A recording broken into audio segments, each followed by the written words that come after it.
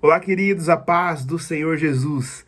Tudo bem com vocês? Espero que sim. Bom, eu sou o Matheus Soares, mais um dos professores do canal Bíblia para o Cotidiano.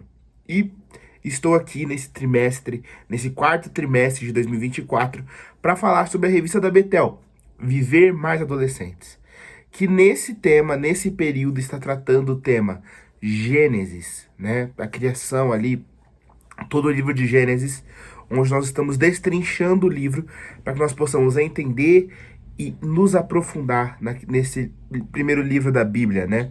Que vai nos dizer muita coisa sobre a nossa criação. Bom, eu gostaria de começar falando para vocês que na primeira aula nós falamos sobre a criação. Na segunda aula nós falamos sobre a coroa da criação, né? Que foi o homem. E hoje nós iremos falar sobre a primeira família. Nós iremos entender a importância da família no reino de Deus.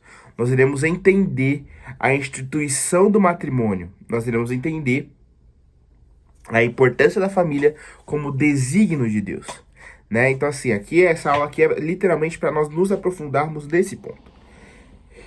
Então, que nós possamos entender o que Deus deseja sobre a família.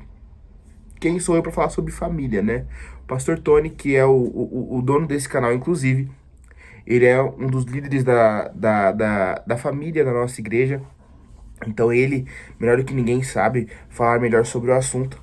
Porém, ficou a meu desígnio falar sobre isso, até porque a revista que eu estou passando vai falar sobre isso, né? Lembrando, essa revista ela trata muito com adolescentes dos 15 aos 17 anos, ali a transição para a vida jovem, né? Para a vida adulta, pode-se dizer assim, né? Para a maioridade. Então, assim, nós iremos tratar também sobre coisas que para eles tem que ter sentido, tem que ter importância. Até porque, né, as pessoas precisam entender o que Deus deseja falar com elas e e qual que é a importância do que Deus tem para a vida delas, né? E bom, vamos lá. Tema da aula: a primeira família. Versículo-chave dessa aula: não é bom que o homem esteja só. Far-lhe-ei uma adjutora, que esteja como diante dele. E qual que é o objetivo dessa lição? Compreender a instituição do matrimônio e a importância da família como desígnio de Deus. Qual que é o ponto de partida? O livro de Gênesis, né? O livro que nós estamos estudando aqui nessa aula, nessa revista em si, nos apresenta um Deus que, além de organizado, criativo, sustentador de tudo pelo poder da sua palavra, também é companheiro e compassivo e amoroso. Ele cuidou de cada detalhe para a formação da família. Ele cuidou de cada detalhe na formação do mundo. Então, assim, ele é um Deus totalmente detalhista, cuidadoso com tudo que faz. Mesmo usufruindo de plena comunhão com Deus, né? Mesmo Adão ali no Jardim do Éden, tendo a comunhão verdadeira com o próprio Deus, o homem necessitava. Se tornou uma necessidade, né? Uma companheira. O método de Deus, ao retirar a costela de Adão, né, mostra que o homem e a mulher partilham uma identidade em comum. Ambos participam da dádiva de terem sido criados à imagem e semelhança do Pai. Até porque o homem foi criado à imagem e semelhança de Deus, correto? Se a mulher veio da costela do homem, ela também é criada à imagem e semelhança de Deus. Entenda isso. Introdução. A família que serve ao Senhor é capaz de se manter unida, mesmo em meio às adversidades. E para este propósito, Deus criou a mulher, a fim de que fosse a ajudadora, a companheira do homem. Juntos, eles formariam uma família para crescer, multiplicar e encher a terra, como é dito em Gênesis 1:28. Adão tinha tudo o que necessitava para viver no Jardim do Éden. Tudo, poxa. Ele se alimentava, ele tinha a natureza, ele tinha ali o trabalho, toda a questão que ele precisava para viver, ele tinha ali em suas mãos, né, de fácil acesso.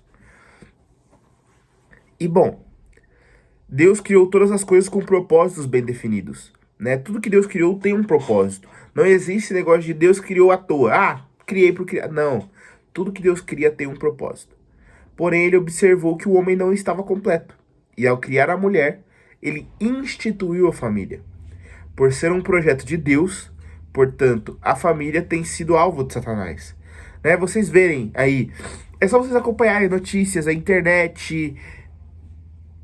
Satanás ataca a família de tudo quanto é forma. Existem até umas pessoas aí que falam que hoje em dia, para você ser feliz, você não precisa de uma família. Para você realizar o objetivo da sua vida, você não precisa de uma família. E o nosso Deus nos mostra o contrário disso. Nosso Deus nos mostra que a família é um projeto que veio diretamente dele, diretamente do Pai, que veio conectado diretamente com ele. Então não faz nem sentido, né? Mas enfim, o inimigo sabe que a família é a base da sociedade. E se destruí-la, a humanidade será abalada em todos os níveis e aspectos. Como assim é a base da sociedade? Simples. A sociedade ela foi fundada de uma família. Presta atenção, ué. Estamos falando aqui de Adão e Eva, gente. Eles fundaram a sociedade. Viver uns com os outros, entender as pessoas, viver entre pessoas, veio tudo de Adão e Eva. Então nós devemos entender a vontade de Deus em cima disso, entendeu? Ele criou tudo isso pensando exatamente nisso. Deus ele é perfeito. Então o Satanás ele vai tentar destruir o Deus que criou pessoas relacionais, pessoas que se relacionam, né? O Satanás ele tenta destruir isso e fazer com que as pessoas parem de se relacionar. Entende? Então assim, Satanás ele é tão sujo que ele quer destruir um dos maiores bens que o Senhor nos deu, que é a família. Então que nós não deixemos isso acontecer. Você, adolescente que está assistindo essa aula, não deixe Satanás destruir o seu sonho de ter uma família. Família é bênção do Senhor. Filhos são herança do Senhor. Então tenham isso em mente. Seguindo. 1.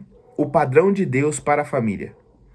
O jardim estava pronto. Cada animal havia recebido seu devido nome. E cada macho recebeu uma fêmea. Adão percorria o jardim andando entre os animais, sobre os quais ele dominava, né? Como a gente falou também já na aula passada e na aula retrasada. O homem ele foi criado para dominar sobre tudo. Enfim. Eles podiam comer os frutos das árvores frutíferas, beber água dos rios que corriam no meio do jardim, e todos viviam em paz. Adão, entretanto, não tinha uma companhia que lhe fosse equivalente. Então, vendo o Senhor essa situação, disse: não é bom que o homem esteja só. Então, assim, né, Adão caiu num sono profundo e Deus retirou uma das suas costelas. Assim, o Senhor formou a mulher para estar com o homem. Quando Adão viu a mulher que Deus fez para ser sua companheira, declarou: essa sim é osso dos meus ossos e carne da minha carne. Esta será chamada varoa, porquanto varão foi tomada. Uns vão dizer que a mulher foi criada porque a vida de Adão estava muito fácil. Outras, né, vão dizer que Deus viu Adão e falou assim: eu posso melhorar. E foi lá e fez a mulher, né? Então assim, nós devemos entender que a mulher já foi um plano de Deus ali para ser colocada juntamente de Adão, né? Juntamente ali do seu varão, né? E foi chamada de varoa. Logo é possível observar que tanto Adão quanto Eva foram formados do pó da terra, né? Já que vieram todos do mesmo Deus. Bom, como eu vinha falando, né? Eva foi feita da costela de Adão e ele veio do barro. Então ela derivou do barro também. Eles vieram da mesma criação, do mesmo Deus e afins. O poder criativo de Deus ele é extraordinário. O Criador formou a família para ser um lugar de abrigo, um porto seguro para o indivíduo. Temos em Gênesis 2:24 o relato divino sobre a formação de cada família. E aí é Deus falando, né? O homem deixará o seu pai e a sua mãe para se unir à sua mulher, e ambos serão uma só carne. Ou seja, a família começa com um casamento entre um homem e uma mulher. Já começou aí, lembra que eu falei do matrimônio, que é o início de tudo? Então, é isso. O marido deve amar a sua mulher como Cristo amou a igreja, dando a sua vida por ela. Isso já é dito lá em Efésios, né? 5:25. O homem foi colocado por Deus como cabeça e sacerdote do seu lar, para amar e cuidar da sua esposa e dos seus filhos. A mulher deve se sujeitar ao marido, sendo a sua ajudadora. Efésios 5:22 fala também sobre isso. E os filhos devem obedecer e honrar a seus pais. Efésios 6:1 e 2 vai falar sobre. Além disso, os pais, pais, escutem isso aqui também, tá? É muito legal falar que os filhos devem respeitar e honrar, tá certíssimo. Mas também é legal falar da outra parte também. Dessa maneira, além disso, os pais não devem irar os seus filhos, mas criá-los no conhecimento das Escrituras. Não é criá-los falando sobre as Escrituras, é no conhecimento. Nós criamos as pessoas, criamos filhos em que conseguimos ensinar muito mais os nossos atos do que no nosso falar. É muito fácil nós falarmos assim, a Bíblia fala para você não mentir, e você vai lá e mente, entendeu? Se você não mentir, o seu filho vai entender que aquilo ali é um exemplo e vai seguir. Então é por isso que fala, ensiná-los no conhecimento, porque você vai estar seguindo o caminho, entendeu? Dessa maneira, Deus estabelece o relacionamento familiar para que seja harmônico. Se todas as famílias soubessem a grandeza do bem que possuem, o amor se espalharia por toda a terra. Isso é verdade. As pessoas hoje não entendem o real sentido da família. Mas se entendessem, essa terra seria tomada. E bom, vamos lá. Ponto 2. Deus é o centro da família cristã. Deus deve ser o centro da família. O lar deve ser um refúgio de felicidade para o marido, a esposa e os filhos, pois neles são compartilhadas alegria e tristeza, vitória e derrota, saúde e doença também. Quando Deus ocupa o papel central em nossa casa, tudo mais toma o rumo certo. Por outro lado, quando há desarmonia, contendas, dissensões, a casa se torna um espaço disfuncional. Não é legal estar naquele ambiente. Na verdade, é muito ruim, né? Então é péssimo, na verdade. Então, segundo a Bíblia, é melhor morar no fundo do quintal do que em casa com uma mulher briguenta. Isso é dito em Provérbios 21:9. Então, né? Quando Deus comanda a nossa casa, quando Deus ele faz parte do cordão de 3 dobras, quando Deus ele está no nosso meio, quando nós, como pais e mães, esposos e mulheres, resolvemos colocar Deus no centro do nosso casamento, no centro da nossa família, as possíveis divergências que vão haver, né? Vai haver discussões, discordâncias e afins. As possíveis divergências. É interessante a gente prestar atenção nisso aqui, né? Não roubam, não pegam, não distraem a harmonia familiar. Elas não se tornam uma distração para que você deixe de viver o que Deus tem para vocês. Entende o peso que isso tem, né? A família tem sido desafiada por forças contrárias aos propósitos do Criador. Você vê o tanto de gente aí que hoje em dia prega que não se deve mais ter filhos, que você deve curtir a vida e não casar. Cara, eu vejo pessoas, eu conheço pessoas que são mais velhas e falam, mano, casamento é perda de tempo. Poxa, gente, pelo amor de Deus. É promessa de Deus, é a bênção do Senhor. Então não pense dessa maneira, de verdade. Sobre todas as provocações do adversário, porém, nós somos vencedores quando lutamos a batalha da maneira certa. A palavra de Deus, ela nos alerta. Revestivos de toda a armadura de Deus, para que possais estar firme contra as astutas ciladas do diabo. Porque não temos que lutar contra carne e sangue, mas sim contra principados, contra potestades, contra príncipes das trevas deste século, contra as hostes, contra as hostes espirituais da maldade nos lugares celestiais. Então, olha que interessante isso. Quando Efésios 6, né, ele vai destrinchar a armadura de Deus. Então, Inclusive, vão lá, leiam Efésios 6 e afins. Se nossa família está revestida, ela não é atingida. Se nossa família está revestida na palavra, na fé, enfim, ela não será destruída. E nem vai chegar nem perto disso. Então entenda o peso que é uma família forte em Deus, né? Por isso, quando você perceber que o inimigo está atacando a sua família e surgirem conflitos, peça a Deus sabedoria para ajudar a pacificar o seu lar e torná-lo harmonioso novamente. Não peça a Deus paciência para você não matar um. Não peça a Deus paciência para você não xingar o outro. Não, peça a Deus sabedoria para você lidar com a situação da melhor maneira e ser um agente de paz dentro da sua casa. É você, adolescente, também. Não é porque os seus pais estão brigando e isso está recaindo sobre você que você vai tentar brigar de volta. Não, muito pelo contrário, você vai na contramão. Peça a Deus sabedoria para você ser um agente de paz no meio dos seus pais. Tá? E bom, enfim, vamos seguir. Como vimos, a relação entre Deus e a família passa pela obediência aos seus princípios. Cristo é a cabeça de todo varão, e o varão é a cabeça de toda mulher, no caso da sua mulher, né, no caso. Isso fala em 1 Coríntios 11:3. Também a mulher é parte fundamental da família.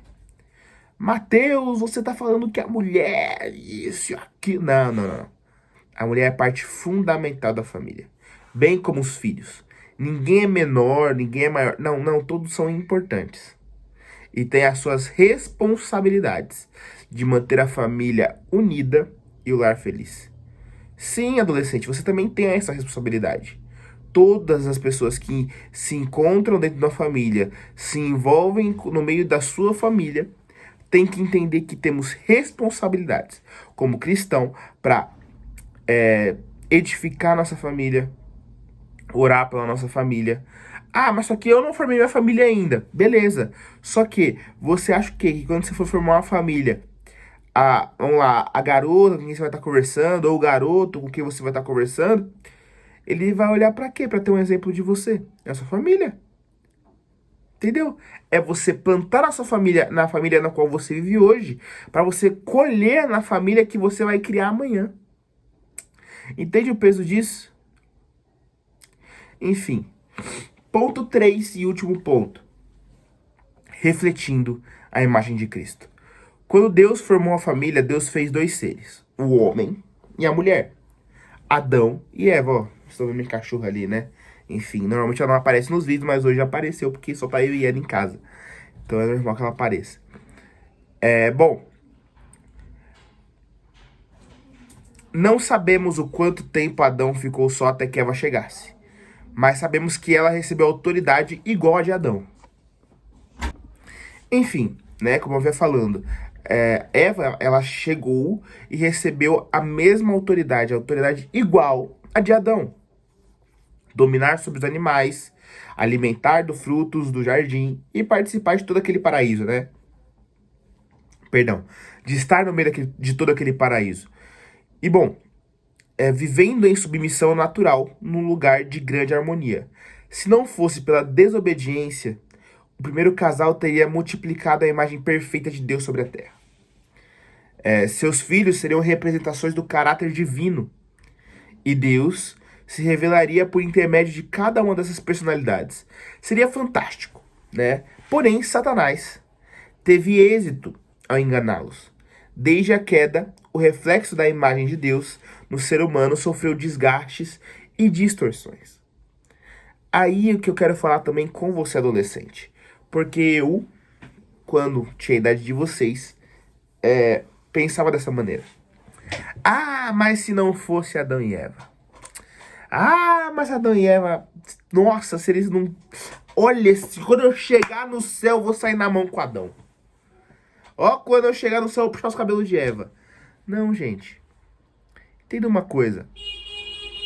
Eita, até moto buzinando hoje, que nem acontece aqui. Jesus. Bom, mas enfim, vamos seguir. Entenda uma coisa. E é muito sério que eu vou falar aqui pra vocês.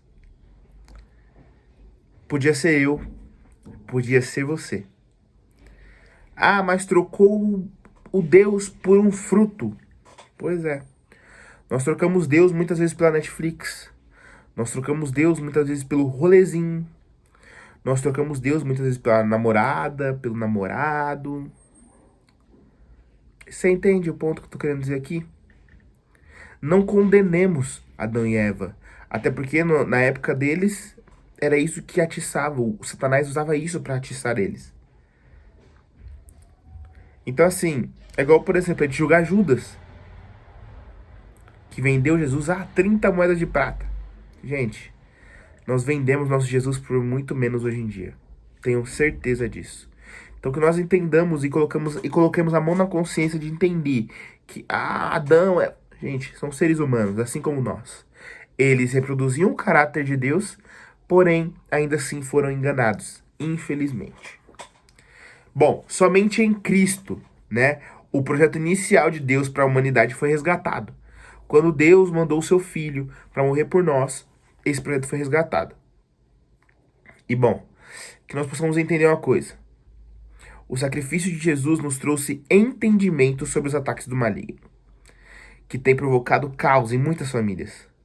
Em Cristo, a família pode novamente refletir a imagem de Deus.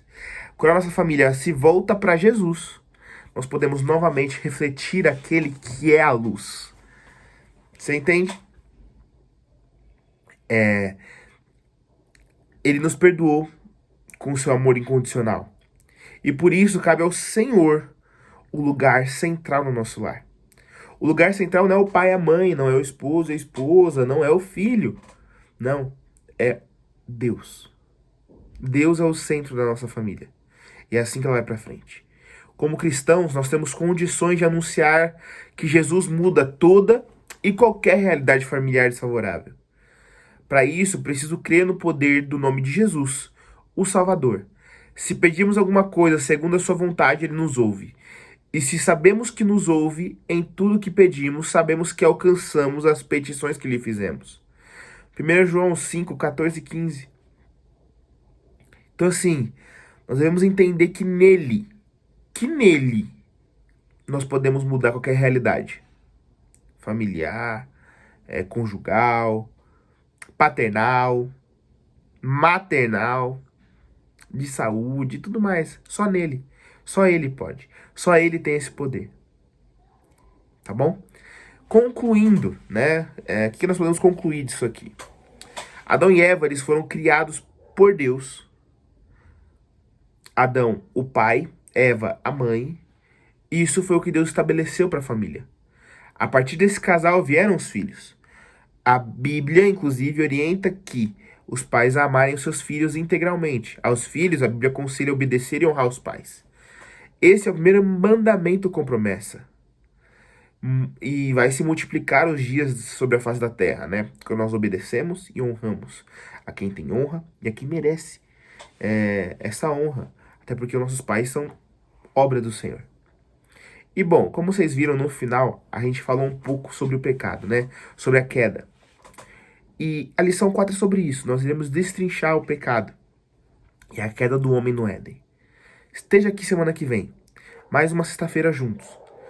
Para, enfim, estarmos aí entregando o melhor de Deus. O melhor para Deus, não é o melhor de Deus, né? Até porque eu não tenho poder nenhum disso. Mas o Pai consegue abençoar vocês através da palavra dele. Amém? Que Deus em Cristo Jesus abençoe vocês. Conto com vocês semana que vem. Estou de olho nos comentários. Deus abençoe!